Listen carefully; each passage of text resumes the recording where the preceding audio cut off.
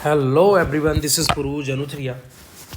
हम कंप्लीट कर रहे हैं क्लास 11th पॉलिटिकल साइंस की बुक है भारत का संविधान, सिद्धांत और व्यवहार। इसका चैप्टर 1 हम ऑलरेडी कंप्लीट कर चुके हैं। अभी हम डिस्कस कर रहे हैं चैप्टर 2, जिसकी रिगार्डिंग 2 से 3 वीडियो मैं अपने चैनल पर ऑलरेडी डाल चुका हूँ, जिसमें हमने डिस्कस किया था अधिकारों का महत्व क्या है, अधिकारों का घोषणा पत्र, भारतीय संविधान में मौलिक अधिकार। एंड उसके बाद कल हमने एक छोटा सा वीडियो बनाया था जज अफ्रीका के संविधान में अधिकारों का घोषणा पत्र, इसको लिया था हमने। तो इसमें क्या क्या दे रखा है इसके बारे में कल हम अपनी चर्चा की थी। उसके बाद कहाँ पहुँचे, क्या समझे, तो दोनों संविधानों में क्या पाया जाता है, ऐसा क्या है जो भारत के संविधान में है, दक्षिण अफ्रीका के संविधान में नहीं है, ऐसा क्या है जो दक्षिण अफ्रीका के संविधान में है लेकिन भारत के संविधान में क्या है, निहित माना जाता है वो। इस तरीके की हमने चर्चा कर ली थी। चलिए, आज का टॉपिक है हमारा, पहला टॉपिक है क्षमता का अधिकार।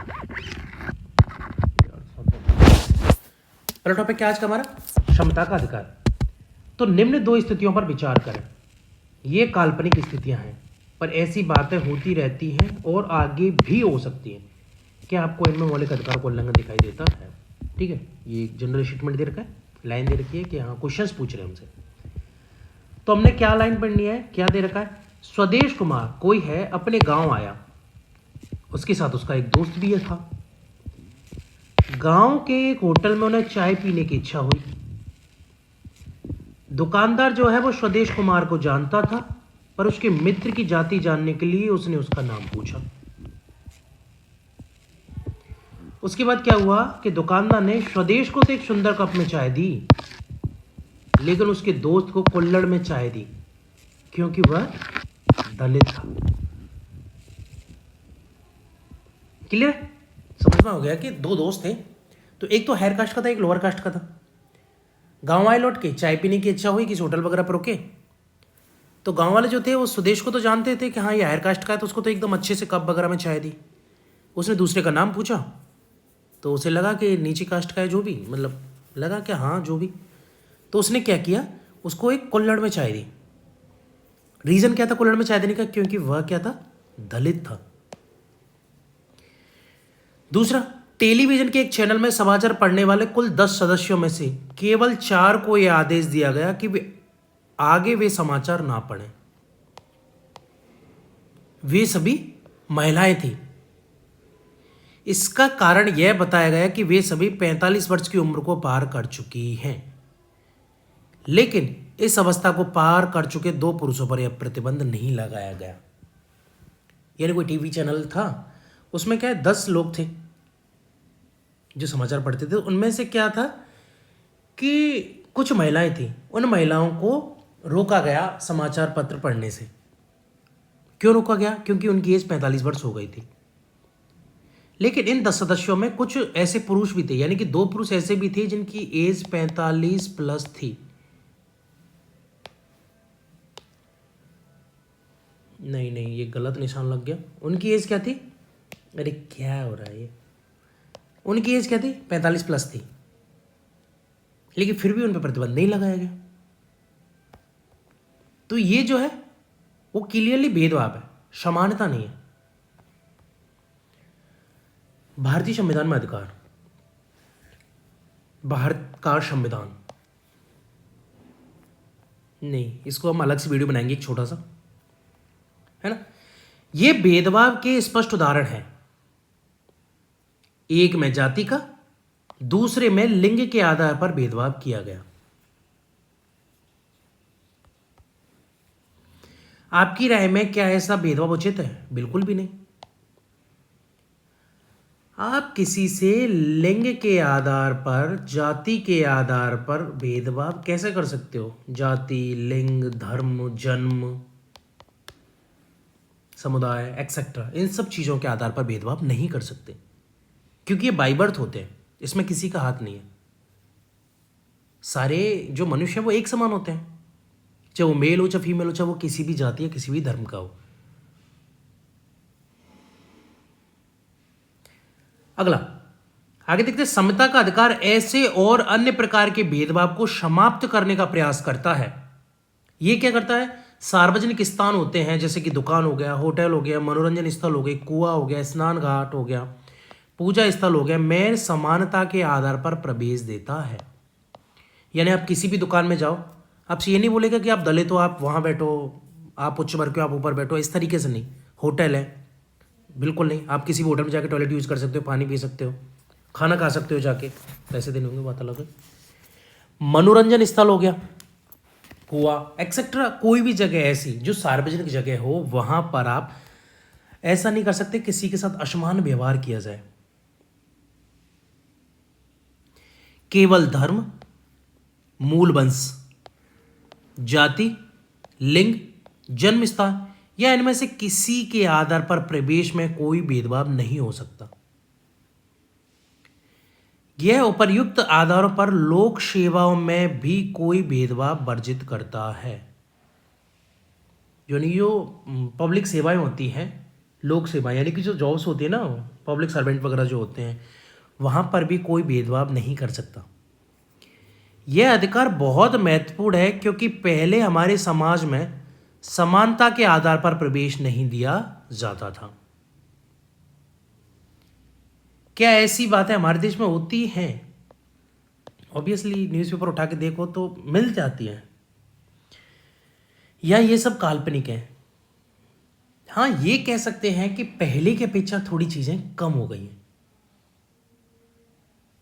बाकी मिल जाती हैं अभी भी। मॉब लिंचिंग के केसेस वगैरह या दलितों के साथ दुर्व्यवहार या जो भी आप न्यूज़पेपर उठा के देख सकते हैं उसके रिगार्डिंग, तो काल्पनिक तो नहीं है।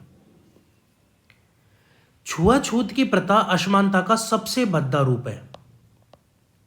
यानी जो शूद्र होते हैं उनके साथ छुआछूत, समता के अधिकार के द्वारा इसे समाप्त कर दिया गया।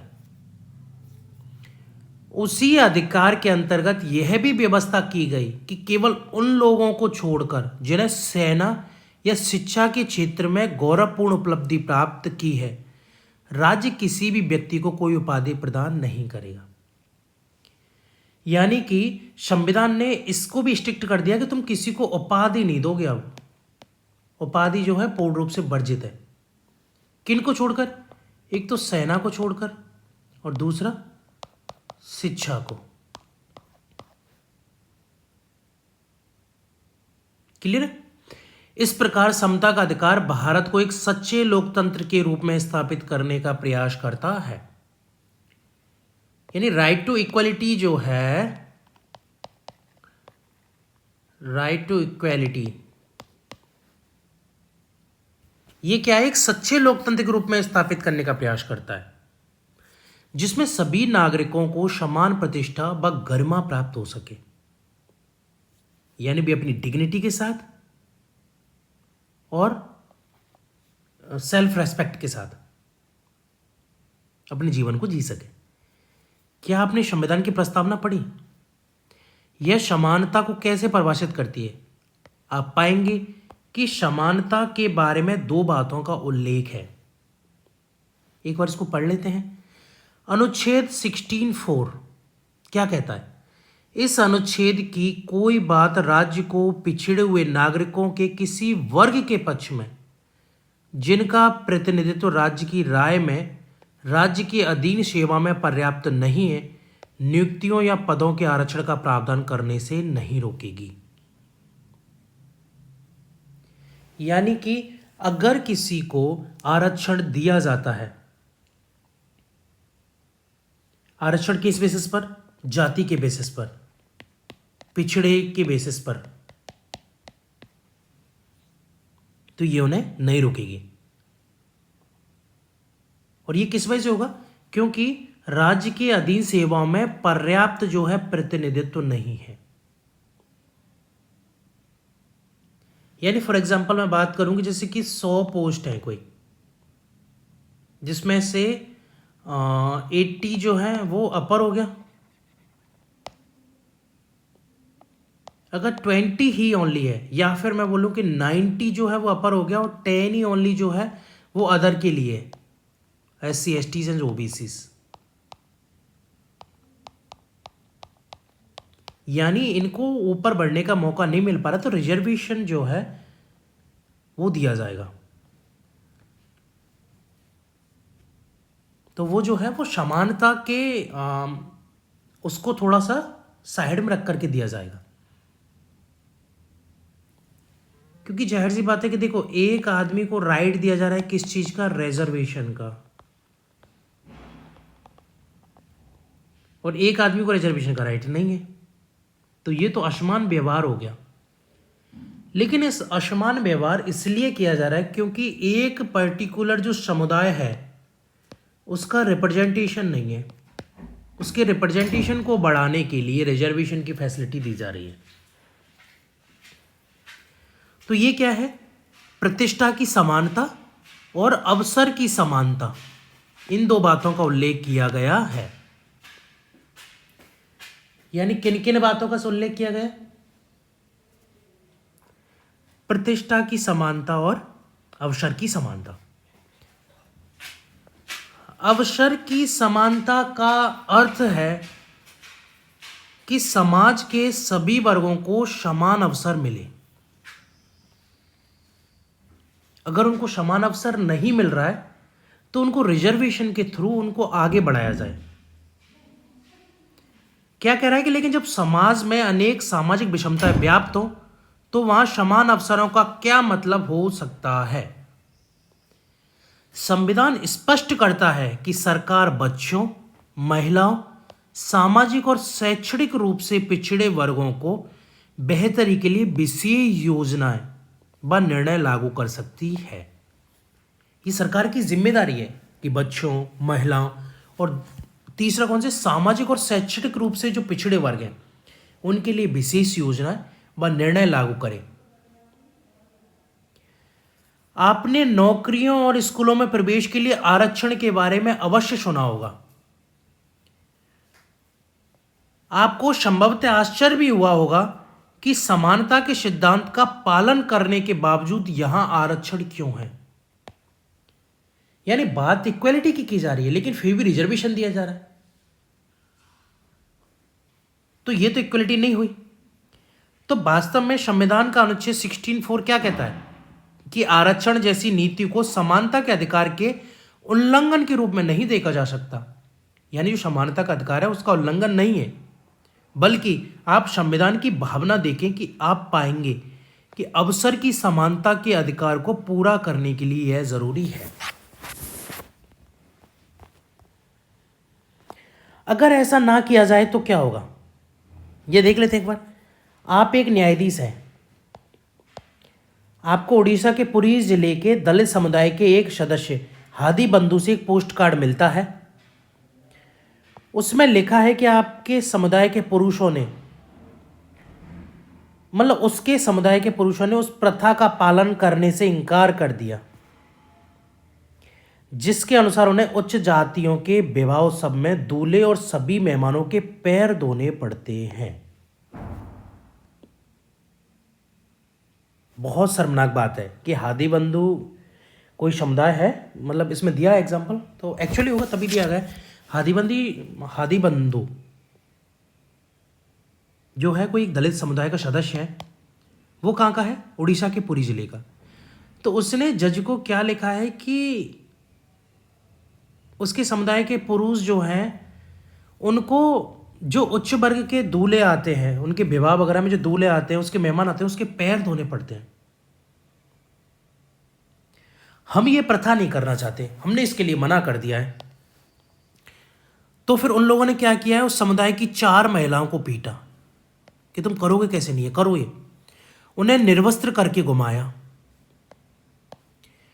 पोस्ट कार्ड लिखने वाले के अनुसार हमारे बच्चे शिक्षित हैं और वे उच्च जातियों के पुरुषों के पैर धोने, विवाह में भोज के बाद झूठन हटाने और बर्तन मांजने का परंपरागत काम करने को तैयार नहीं है।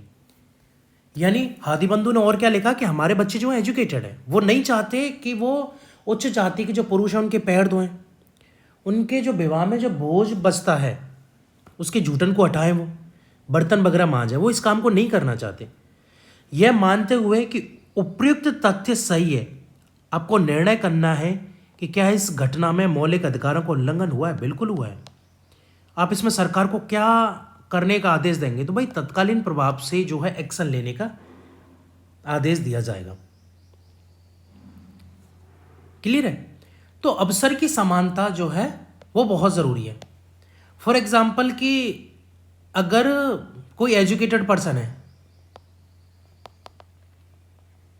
पिताजी जो है वो रेलवे में लगे हुए हैं, नहीं दादाजी जो है रेलवे में लगे हुए हैं, पिताजी जो है वो सिविल सर्विसेज में लगे हुए हैं, उसका जो बेटा है, सन या डॉटर जो भी है, वो प्रिपरेशन कर रहा है किस चीज़ की, किसी भी चीज़ की, तो सबसे पहले तो वो सिविल की सोचेगा, है ना।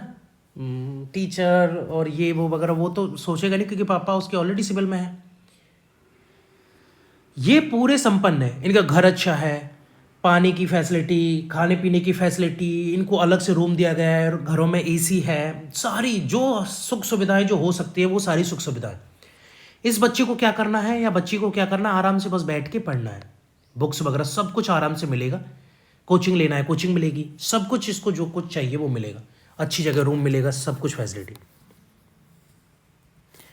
अब वहीं कोई गरीब समुदाय का लोग है, गरीब लोग हैं जो गांव में रहते हैं, जिनके पिता क्या करते हैं, मजदूरी, पिता दादा सब मजदूरी करते थे, पिता मजदूरी करते हैं, एक कमरा है, एक कमरा में 5 भाई बहन है, मतलब इसके बेटे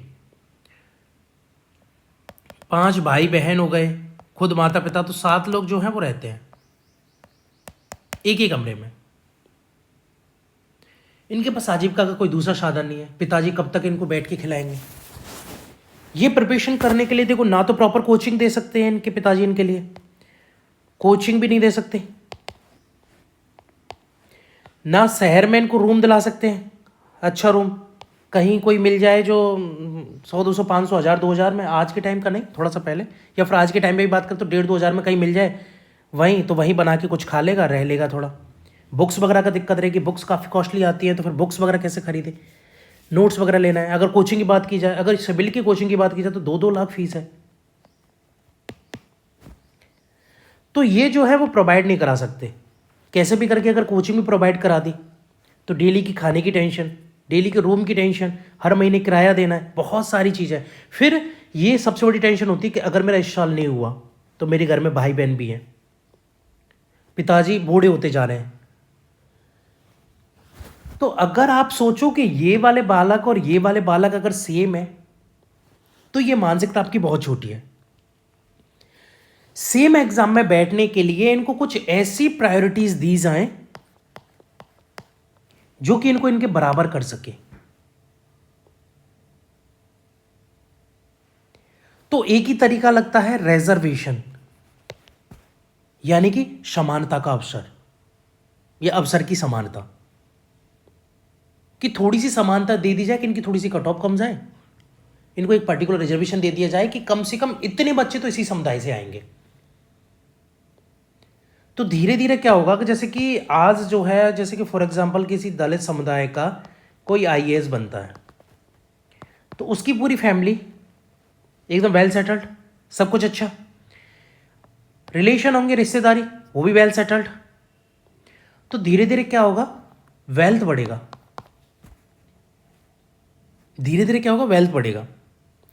फिर ये दलित बनेगा तो योजनाएं जो हैं उनको अच्छी से इंप्लीमेंट करेंगे, जो पिछड़े हैं उनको अच्छे से जो है अधिकार दिए जाएं, अच्छी से सुविधाएं दी जाएं, बहुत सारी सुविधाएं दी जाएं, उन सब चीज़ों का ध्यान रखा जाएगा। जब एक दलित क्षेत्र का कोई बंदा आईएएस बनता है तो वो नहीं, उसका पूरा गांव आईएएस बनता है। कोई भी दिक्कत होगी, अरे हमारा चिंटुआ है ना, नहीं सॉरी, चिंटुआ, हमारा चिंटुआ है ना, कलेक्टर लग रहा है वहाँ पे, तो ये रहता ही है। तो उत्थान के लिए ये ज़रूरी है। तो चलिए फिलहाल के लिए इतना ही, आगे हम फिर आएंगे, आपके लिए चर्चा करेंगे नया कौन सा है, ये स्वतंत्रता का अधिकार है ना। उससे पहले हम एक ये छोटा सा वीडियो बनाएंगे, भारत के संविधान में जो मौलिक अधिकार दे रखे हैं भाग 3 में, इसके लिए एक अलग से वीडियो बनाएंगे। तो चलिए फिलहाल के लिए इतना ही, आगे हम फिर आएंगे आपके लिए एक नई वीडियो लेकर, तब तक के लिए थैंक यू।